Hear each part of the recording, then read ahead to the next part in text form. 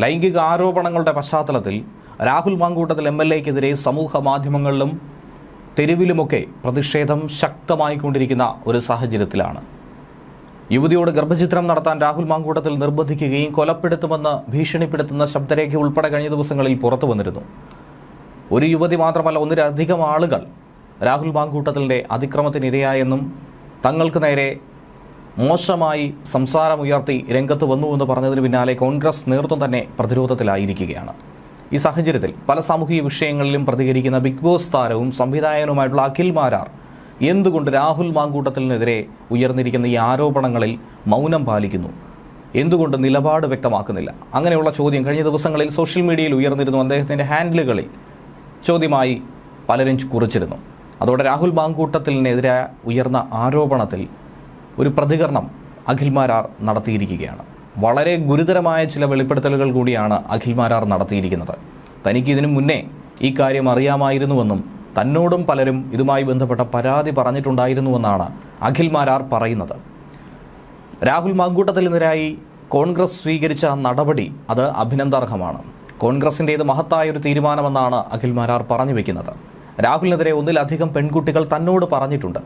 എന്നാൽ നിയമപരമായി പോവാത്തിടത്തോളം കാലം ഇതൊന്നും പൊതുമധ്യത്തിൽ ചർച്ച ചെയ്തിട്ട് കാര്യമൊന്നുമില്ല എന്നാണ് അഖിൽ മാരാർ പറയുന്നത്. ഫേസ്ബുക്കിൽ പങ്കുവച്ച വീഡിയോയിലൂടെയാണ് അഖിൽ മാരാർ ഈ വിഷയത്തെക്കുറിച്ച് പ്രതികരിച്ചിരിക്കുന്നത്. ആ 10 മിനിറ്റ് വീഡിയോയിലെ ഏറെ പ്രസക്തമായ ചില ഭാഗങ്ങൾ അതിങ്ങനെയാണ്. എന്തുകൊണ്ട് അഖിൽ മാരാർ വിഷയത്തിൽ പ്രതികരിച്ചില്ലെന്ന് പലരും ചോദിക്കുന്നുണ്ട്. ഞാൻ പല വിഷയങ്ങൾക്കും അഭിപ്രായം പറയാറുണ്ട്, തൻ്റെ നിലപാട് വ്യക്തമാക്കാറുണ്ട്. പല വിഷയങ്ങൾ ജനങ്ങളുടെ ശ്രദ്ധ തിരിച്ചുവിടാൻ വേണ്ടിയുള്ളതാണ്. ചിലത് സത്യത്തെ വളച്ചൊടിച്ചവയും. അത്തരം സമയങ്ങളിലാണ് ഞാൻ എൻ്റെ ചിന്തകൾ പങ്കുവയ്ക്കാറുള്ളത്, അല്ലാതെ എൻ്റെ വിഷയങ്ങൾക്ക് മറുപടി പറയാറില്ല. ഇതിനു മുൻപും ഇത്തരം ചില പരാതികൾ വ്യക്തിപരമായി താൻ കേട്ടിട്ടുണ്ട്. എന്നോടും ചില ആളുകൾ രാഹുൽ ഇങ്ങനെ മെസ്സേജ് അയക്കുന്ന കാര്യത്തെക്കുറിച്ച് പറഞ്ഞു. ഒരാൾ മെസ്സേജ് അയക്കുന്നത് ഈ രാജ്യത്ത് നിയമപരമായി തെറ്റല്ലാത്തത് കൊണ്ട് വിഷയത്തെ ഞാൻ തട്ടിക്കളഞ്ഞു. എന്നോട് നേരിട്ട് പറഞ്ഞിട്ടുണ്ട്, പുള്ളി നല്ല കക്ഷിയാണോ, ഇങ്ങനെ മെസ്സേജ് അയക്കുന്നുണ്ടല്ലോ, പുള്ളി എന്താണ് ഉദ്ദേശിക്കുന്നതെന്ന് മനസ്സിലാകുന്നില്ല എന്ന് സംശയങ്ങൾ ചോദിച്ചവരുണ്ട്. ഒന്നിലധികം ആൾക്കാർ എന്നോട് പറഞ്ഞിട്ടുണ്ട്, പുള്ളി നല്ല കക്ഷിയാണോ, ഇങ്ങനെ മെസ്സേജ് അയക്കുന്നുണ്ടല്ലോ, പുള്ളി എന്താണ് ഉദ്ദേശിക്കുന്നതെന്ന് മനസ്സിലാകുന്നില്ല എന്ന സംശയങ്ങൾ ചോദിച്ചവരുണ്ട്. ഒന്നിലധികം ആൾക്കാർ എന്നോടത് പറഞ്ഞിട്ടുണ്ട്. ബിഗ് ബോസ് ഓഡീഷൻ സമയത്ത് ചില പെൺകുട്ടികൾക്ക് ചില ബുദ്ധിമുട്ടുകൾ ഉണ്ടായി എന്ന് അവർ തന്നോട് പറഞ്ഞപ്പോൾ താൻ അത് തുറന്നു പറഞ്ഞു. ഒരുപാട് പേർ ബിഗ് ബോസിൽ സ്ത്രീകൾ പോകുന്നത് കിടന്നു കൊടുത്തിട്ടാണെന്നതുവരെ ആ രീതിയിലേക്ക് വളച്ചൊടിച്ചു. അതുപോലെ രാഹുൽ മാങ്കൂട്ടത്തിൽ ഒരു പെൺകുട്ടിയെ ശല്യം ചെയ്യുന്നുണ്ട്, അയാൾ ശരിയല്ല എന്ന് താൻ പറഞ്ഞാൽ അത് രാഹുലിനോടുള്ള തൻ്റെ അസൂയ കൊണ്ടാണെന്നും വളർന്നു വരുന്ന ഒരു ചെറുപ്പക്കാരനെ തകർക്കാൻ എന്തിനാണ് അഖിൽ മാരാർ ശ്രമിക്കുന്നത് എന്ന് സ്വാഭാവികമായും നിങ്ങൾ പറയും. അതുകൊണ്ടാണ് അത് ഒഴിവാക്കിയത്. നിയമപരമായ ഒരു പെൺകുട്ടി കേസുമായി പോവാത്തിടത്തോളം കാലം ഇതൊന്നും പൊതുമധ്യത്തിൽ ചർച്ച ചെയ്തിട്ട് കാര്യമൊന്നുമില്ല. കോൺഗ്രസ് എന്ന രാഷ്ട്രീയ പ്രസ്ഥാനം മഹത്തായ ഒരു തീരുമാനമെടുത്ത ഈ സന്ദർഭത്തിൽ അവരെ അഭിനന്ദിക്കുക എന്നതല്ലാതെ മറ്റൊന്നും പറയാനില്ല. യൂത്ത് കോൺഗ്രസ് സംസ്ഥാന പ്രസിഡന്റ് എന്നത് കേരളത്തിലെ ഏതൊരു യുവ നേതാവിനെ സംബന്ധിച്ചും സ്വപ്നതുല്യമായ സ്ഥാനമാണ്. അർഹതയുടെ അളവുകോൽ വെച്ച് പരിശോധിച്ചാൽ രാഹുലിനേക്കാൾ അർഹരായവർ വേറെ ഉണ്ടായിരുന്നിരിക്കെ യൂത്ത് കോൺഗ്രസ് സംസ്ഥാന പ്രസിഡന്റ് സ്ഥാനം ലഭിച്ച ഒരാൾ കൂടിയാണ് രാഹുൽ. എനിക്ക് തന്നെ വ്യക്തിപരമായി അറിയാവുന്ന നിരവധി യൂത്ത് കോൺഗ്രസിന്റെ നേതാക്കന്മാരെക്കാളും മുകളിൽ രാഹുലിന് എത്തിച്ചേരാനായത് സംസാരിക്കാനുള്ള കഴിവും ആർജവത്തോടുകൂടി ഇടതുപക്ഷത്തെ ആക്രമിക്കാനുള്ള കഴിവും കൊണ്ടായിരുന്നു. രാഹുൽ ഉയരങ്ങളിലേക്ക് പോയത് രാഹുലിന്റെ കഴിവുകൊണ്ടും അതേ ഉയരത്തിൽ നിന്നും താഴേക്ക് വീണത് രാഹുലിന്റെ കഴിവേറുതരം കൊണ്ടുമാണെന്നും പറയാതിരിക്കാൻ നിർവാഹമില്ല. കുറഞ്ഞപക്ഷം താനിരിക്കുന്ന പദവിയുടെ വലിപ്പം മനസ്സിലാക്കി, ഭാവി സാധ്യതകൾ മനസ്സിലാക്കി വളർന്ന് മുന്നോട്ട് പോയി കഴിഞ്ഞാൽ കേരളത്തിൽ മന്ത്രിയോ മുഖ്യമന്ത്രിയോ ഭാവിയിലാകാൻ സാധ്യതയുള്ള സ്ഥാനത്ത് നിന്നും പടുമരണമെന്നൊക്കെ പറയും പോലെ സംഭവിച്ചു. എതിരാളികൾ ആക്രമിച്ചത് അല്ലെങ്കിൽ ശത്രുക്കൾ പിന്നിൽ നിന്ന് കുത്തിയതാണ് വീഴാൻ കാരണമെന്ന് പറയുമ്പോഴും എന്തുകൊണ്ടാണ് ഇത് സംഭവിച്ചെന്ന് രാഹുൽ ഒരു നിമിഷം ചിന്തിക്കണമായിരുന്നു. സ്വഭാവ ദൂഷ്യം നിയമപരമായി ഈ രാജ്യത്ത് കുറ്റമൊന്നുമല്ല. രാഹുലിനെ ഒരാൾക്ക് വിമർശിക്കാനുള്ള യോഗ്യത കേരളത്തിൽ എത്ര പേർക്കുണ്ടെന്ന് ചോദിച്ചാൽ ഒരു രാഷ്ട്രീയ പാർട്ടിയിൽപ്പെട്ടവർക്കും ഹൃദയത്തിൽ തട്ടി വിമർശിക്കാൻ പറ്റണമെന്നില്ല. മറ്റു മേഖലയിൽപ്പെട്ടവർക്കും നിങ്ങൾക്കും പറ്റണമെന്നില്ല. എപ്പോഴൊക്കെയോ നമ്മളൊക്കെ തന്നെ സ്വകാര്യതയിൽ അടുപ്പം കാണിച്ചവരോടൊക്കെ വളരെ തുറന്ന് സംസാരിക്കുന്ന സമീപനം കാണിച്ചിട്ടുണ്ട്. പദവി മനസ്സിലാക്കാതെ സ്ത്രീകളെ ശരീരമായി മാത്രം കണ്ട് പെരുമാറാൻ ശ്രമിച്ചതാണ് രാഹുലിന് പറ്റിയ പ്രശ്നം.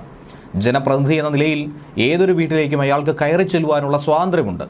തൻ്റെ രക്ഷകനായി വീട്ടിലേക്ക് വരുന്ന MLA ഈ വീട്ടിൽ വന്നു കയറി തൻ്റെ ഭാര്യ, അമ്മ, മകൾ തുടങ്ങിയവരോട് എപ്രകാരമാണ് പെരുമാറുന്നതെന്ന സംശയം പൊതുജനങ്ങൾക്കിടയിലുണ്ടായി. അതുകൊണ്ടാണ് കോൺഗ്രസ് രാഷ്ട്രീയ പ്രസ്ഥാനം ഇത്രയും ധീരമായ നടപടി അയാൾക്കെതിരെ സ്വീകരിച്ചതും. ഒരുപാട് രാഷ്ട്രീയ നേതാക്കന്മാർക്ക് സ്ത്രീ വിഷയവുമായി ബന്ധപ്പെട്ട് നിരവധി ആരോപണങ്ങൾ ഉണ്ടായിട്ടുണ്ട്. ഗണേഷ് കുമാർ എന്ന മന്ത്രിക്ക് നേരെ എന്തെല്ലാം രീതിയിലുള്ള മോശമായ ആക്ഷേപങ്ങൾ ഉണ്ടായിട്ടുണ്ട്. അത് വിമർശന വിധേയമാക്കണമെന്ന് ഞാൻ ഒരിക്കൽ പോലും പറയില്ല. മന്ത്രി എന്ന നിലയിൽ നാടിന് ഗുണകരമായി എന്ത് ചെയ്യുന്നു എന്നാണ് നമ്മൾ നോക്കുന്നത്. ഉയർച്ചയിൽ നിൽക്കുന്ന ഒരാളെ ഏത് വിധേനയും വീഴ്ത്താനുള്ള ആയുധമായി മാറരുത് നമ്മുടെ ശബ്ദവും പ്രതിഷേധവും. ഞാൻ രാഹുൽ മാങ്കൂട്ടത്തിലെ ന്യായീകരിക്കുകയാണെന്ന് ഒരാളും ചിന്തിക്കരുത്. നമ്മളെപ്പോഴും ശബ്ദമുയർത്തേണ്ടത് നീതി നിഷേധിക്കപ്പെട്ടവർക്ക് വേണ്ടിയാകണം. ഇവിടെ നീതി നിഷേധിക്കപ്പെട്ടത് സ്ത്രീകൾക്കാണെങ്കിൽ അവർക്കൊപ്പം നമ്മൾ ഉറച്ചു നിൽക്കണം. നീതി നിഷേധിക്കപ്പെടുന്നത് പുരുഷനാണെങ്കിൽ അവനൊപ്പം നിൽക്കണം. നിയമം അനുശാസിക്കുന്ന ആനുകൂല്യത്തിൻ്റെ ബലത്തിൽ ഒരു സ്ത്രീ പുരുഷനെ ഇല്ലാതാക്കാൻ ശ്രമിച്ചാൽ സ്ത്രീ പുരുഷ ഭേദമന്യേ അയാൾക്ക് നമ്മൾ പൂർണ്ണ പിന്തുണയും കൊടുക്കണം. ഞാൻ എല്ലാ കാലത്തും അഭിമാനത്തോടും ആർജവത്തോടുകൂടിയും സംസാരിച്ചിട്ടുള്ളത് സത്യത്തിന് വേണ്ടിയാണ്. സത്യത്തിന് വേണ്ടി നിലകൊള്ളുക എന്നതാണ് എൻ്റെ രാഷ്ട്രീയമെന്നാണ് അദ്ദേഹം പറഞ്ഞ് അവസാനിപ്പിക്കുന്നത്. അതുപോലെ തന്നെ സമൂഹ മാധ്യമങ്ങളിൽ നിരവധി ആളുകൾ രാഹുലിനെതിരെ ശക്തമായി തന്നെ നിലപാട് സ്വീകരിച്ചിട്ടുണ്ട്. അത്തരത്തിലൊരാളാണ് ഡോക്ടർ ഷിംന അസീസ്. കടുത്ത ഭാഷയിലാണ് രാഹുലിനെ വിമർശിച്ചിട്ടുള്ളത്. മാങ്കൂട്ടത്തിൽ ഒരു വലിയ തെറ്റാണെന്നും അത് തിരുത്തി അയാളെ പദവിയിൽ നിന്നും മാറ്റി നിർത്തി ആവശ്യമായ ചികിത്സ കൊടുക്കണമെന്നുമാണ് ഡോക്ടർ പറയുന്നത്.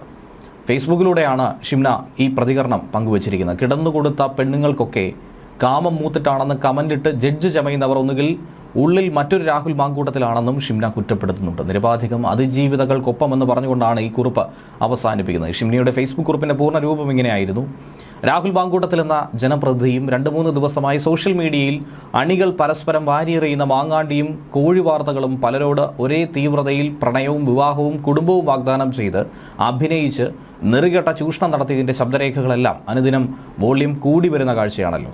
നാടുനീളെ നടന്ന് ശാരീരിക ആവശ്യങ്ങൾ നടത്താൻ പദവി ഉൾപ്പെടെ ദുരുപയോഗം ചെയ്ത് ലൈംഗികമായി ബന്ധപ്പെടാനുള്ള സമ്മതം അഥവാ കൺസെന്റ് സൂത്രത്തിൽ നേടിയെടുക്കുന്നതിൻ്റെ സായിപ്പിൻ്റെ ഭാഷയിൽ മാനിപ്പുലേഷൻ എന്ന് പറയും.